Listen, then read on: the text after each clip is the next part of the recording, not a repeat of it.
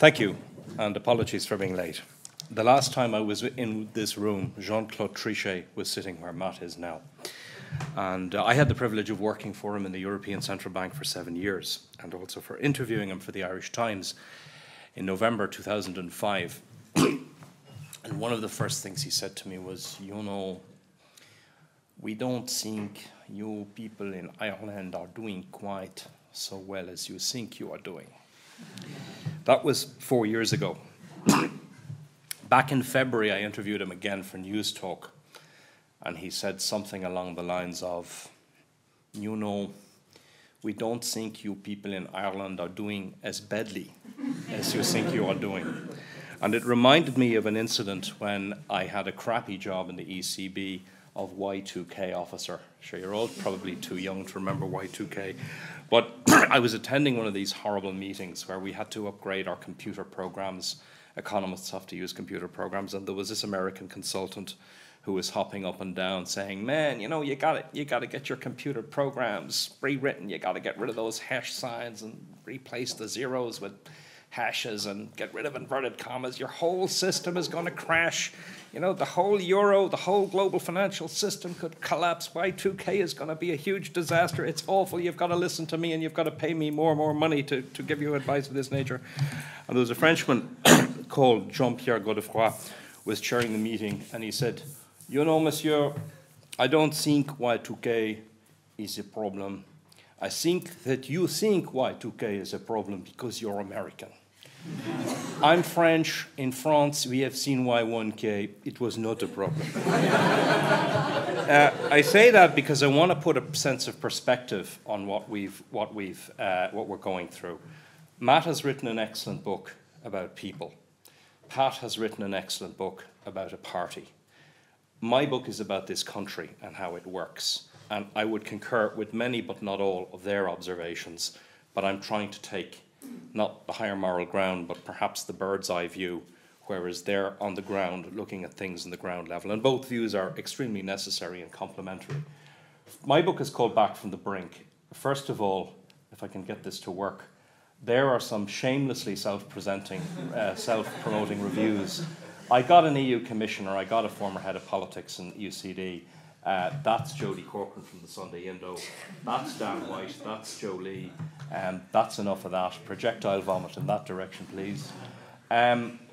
What I'm trying to say here, when I was a young economist in the ECB, there was a thing called the medium-term review produced by the ESRI that I had to read every time it came out. It came out in 1994.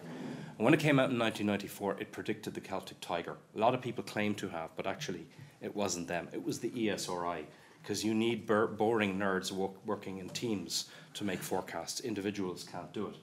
And the blue line is roughly where they predicted the economy would go over the ensuing 15 years. Guess what? It tracked it pretty much for the first 10 years of the Celtic Tiger. I've chopped off 94, 95, 96. But if you look from 97 to 04, things broadly went on track. And then this bulge happened. Now we're heading back down to here, right? The two things to notice about that. We're landing roughly where the ESRI said we would land back in 94, and back then their forecast was regarded as outlandishly good. The second thing to notice is we're going back to 2005, and that's reassuring, because that's when the crazy double-digit credit growth began. So in a way, I totally disagree with those who say the Celtic Tiger has collapsed and vanished and in vain. It's not. The glass is still 2/3 full. The first 10 years of the Celtic Tiger, 94 to 2004, are in the bank. It's what I call the Inchydoney years between 2005 and 2007, which correspond very much to the story that Pat and Matt will tell you about their books. That's what created this bubble. The data is showing this. Our GDP and GNP are now leveling off. They're taking us back, trace the numbers back for GDP roughly where we were in 05. GNP roughly where we were in 05, GDP roughly where we were in 2006. If you've got a job, and unless you're in a situation where you've both got negative equity and you have to sell your house, that wasn't a bad place to be. I'm not saying we don't have problems. Unemployment is a serious problem. And by the way, it's not as big as a problem as it's made out. Negative equity is a problem. We've got to tackle those problems in a forensic way. but not talk ourselves into a suicidal state of national despair, because we don't have to do that.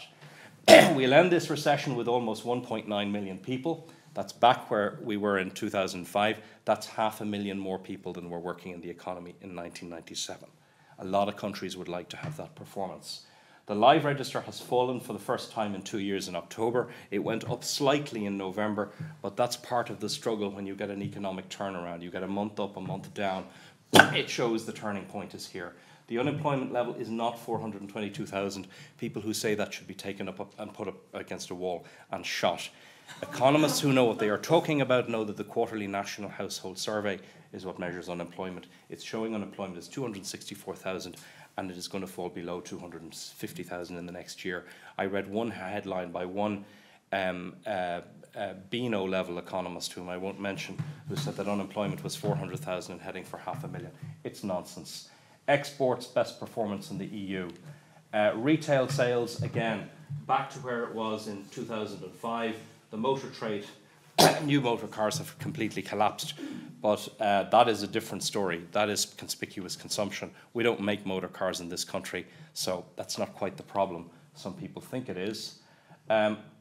Basically what's going on is we are vomiting out of the economy the double-digit credit growth that came into it from 2005, 2006, 2007. It's like you've been on a night out on the town, you've had 10 beers, you have followed that up with 5 glasses of wine, then you decided to have a couple of glasses of Jim Beam. It's now 4 in the morning. You're leaning over the toilet bowl. You've seen the diced carrots, and you know it's nearly over, and it is. The IMF declared an end to the world recession on the 18th of August 2009. September 10th, Ben Bernanke said the recession is over in the US. I'm not quite sure he's right about that one. There's a W-shaped recession, appropriately enough, given that it was George W. and Alan Greenspan that brought it into place, plus Bill Clinton, who invented subprime mortgages, along with Jimmy Carter, by the way. I would not be embarrassed, by the way, by David McWilliams' revelations if I were Brian Lenihan about eating garlic. No way. Neither would I be worried about the revelation that he was nervous and fidgety. Under those circumstances, I wouldn't trust a finance minister who was not nervous and fidgety. But I think it was a matter of huge embarrassment to Lenihan that he admitted reading a book by Alan Greenspan to get guidance on the economy. So in September 24th, GDP basically stopped falling quarter on quarter after savage falls. More and more evidence is supporting the contention of a return to 2005. Not the collapse of the Celtic Tiger, but just a return, eliminating the froth. It's like a badly pulled pint, you know, where you get a lot of froth at the top of the pint. We have got to scrape the top third off and fill the glass. If the glass is 2/3 full, we've got to now fill the remaining third. Why is the media so head up? Well, it's because of this line. They're only looking at what's happened between 2007. That's Ireland there in green. That's OECD and Euro area in black and blue. But if you take the longer term perspective, wow, look at this. I rebased my indices to 100. There's no statistical trickery here because I'm looking at relative performance.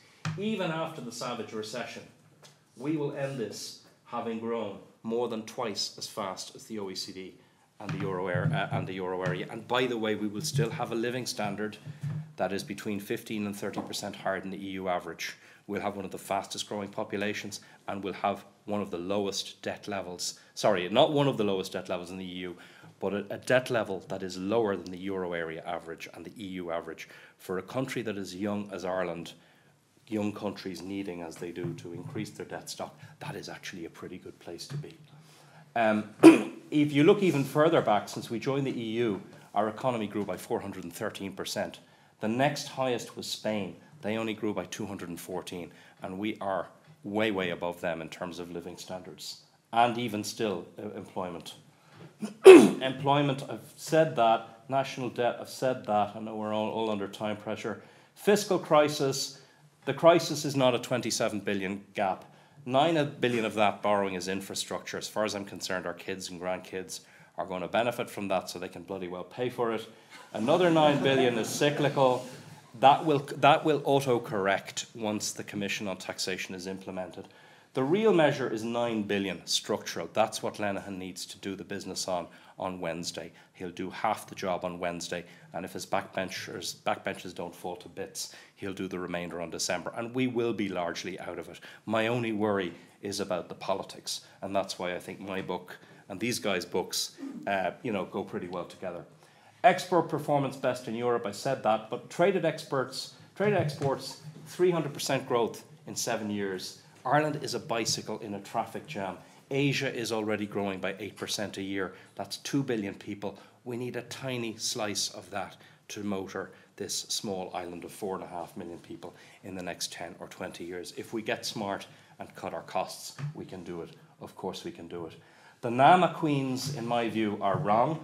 The maximum cost is 7 billion. It's less than 1 year spend on NDP. It hasn't been added to national debt, but even if you did, the debt levels we would end up with are not critical. Population is the amazing story. I got pelted with rotten tomatoes for predicting that our population would grow. I wrote a book called The Best Is Yet to Come. It was not based on a Danish porn movie. It was based on the contention I said there would be a recession. People who criticized the book, by the way, didn't get past the actual cover. They didn't read the book. They just criticized the cover. Illiteracy is a terrible curse in our society. Unfortunately, I used one-syllable words to help, on the cover to help people who are illiterate, but I had to use a few multisyllable words in the book. That's the way books are. And I spent a couple of chapters saying, yes, there is going to be a recession, but guess what? An economy with our population growth has an engine to get out of it. I was too cautious. I was using 4.2 million figure for our population in 2006. That was the last census figure. I said that'll probably stay steady for a few years. It's actually already up at 4.5 million and growing despite net emigration.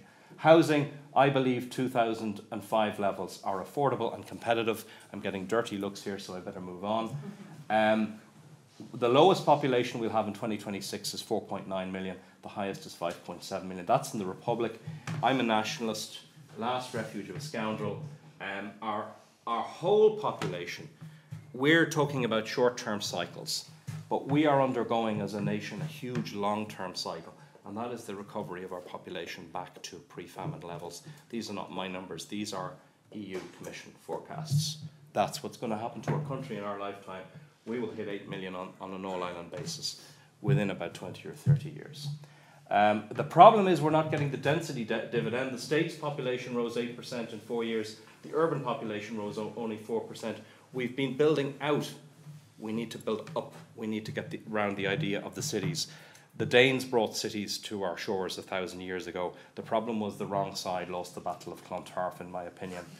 My chapter outline, chapter 5 is Denial on the Nile. It's how fiscal policy screwed up the country. Chapter 6 is called Electile Dysfunction. Unlike Matt and Pat, I do go along with some way with what they say about personal responsibility, but I think our multi-seat system, our electoral system, particularly single transferable votes, and the fact that two similar parties, Fine Gael and Fianna Fáil, won't coalesce is what allows a vested interest to drive a coach and horses through good government in this country. For whom the Dow tolls is about competitiveness, and how we lost it, how we get it back. Two Tribes Go to War is about the split between the working classes and the competitive classes who have to fight for their bread on the international markets and the protected sectors that don't. Smart economy, country cute, city smart. They look at the smart economy and our urban design. Goodbye yellow brick road banking. I don't believe it was just the banks. It was the regulators. It was the central banks who kept interest rates too low. And the fact is that 5 years ago, our own banks wouldn't give you the steam off their piss to boil eggs for orphans. They had a titanium rod stuck up their backside. The problem is they went to the opposite extreme. And why? Because politicians and punters were knocking their doors down, telling them to lend more. There were also planners. There were also bad spatial planning. A whole bunch of problems that were added into the mix. I won't go through the other things because I've probably used up my 10 minutes. But just one final point, if I may. I would humbly contend that this is not the only crisis we have been through, and this is my last sentence. In the 1950s, the rest of Europe was booming. Booming, and we got left behind. In the 1980s, Europe was booming, and we got left behind. There are very, very valid points that Matt and Pat would say, and I would agree with many of them. But I believe that the cast of characters, and we do have to study them carefully, are not the causes of the disease. They are the latest rash in which the disease has broken out. And if we don't get to the root causes, the root systemic causes, we'll be back here in 25 years looking at the next crisis. Thank you very much.